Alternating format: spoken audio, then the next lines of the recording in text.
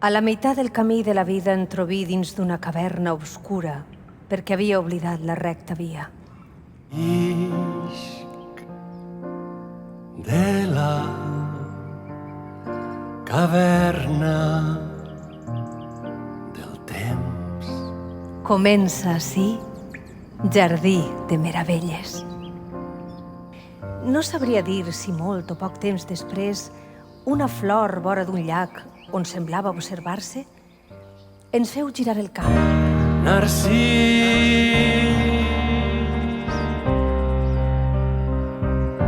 en flames d'amor cremes per tu,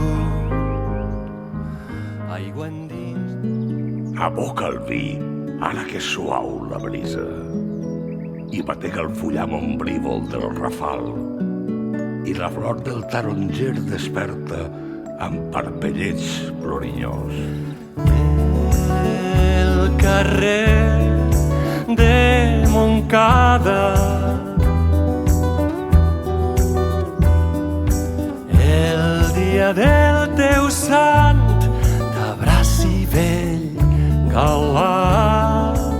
Després d'anar per senderes dubtoses, s'obrí un vell prat prenyat de primavera, meandres grocs de lliris, verds de pau, amb margarides blanques entre rius i moltes flors més de bellesa etèria, i tan boniques i oloroses eren que sense Olorosa resar benigna amb les flors, i tancava fora llum la sofrença del pobre drac i deia molt suaument.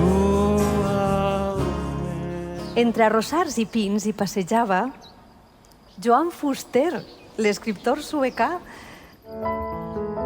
Al jardí arribaren les foscors i les flors van fer-se llums. Beneït el dia, l'hora, el lloc en què els meus ulls es van quedar enlluernats dels teus. Contemple meravelles en la nit serena, color d'oriental safir. Ací, la fantasia fou vençuda i em va colpir l'esperit un fulgor on resplenia allò que jo anhelava. I és amb ell al cel suprem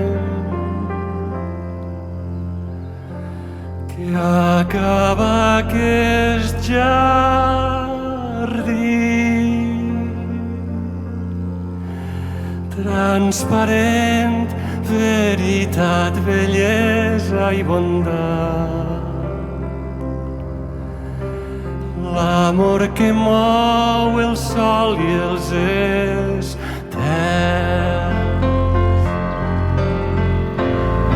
Mare, dic plorant, i ella em va abraçar. I en eixe instant hi vam entrar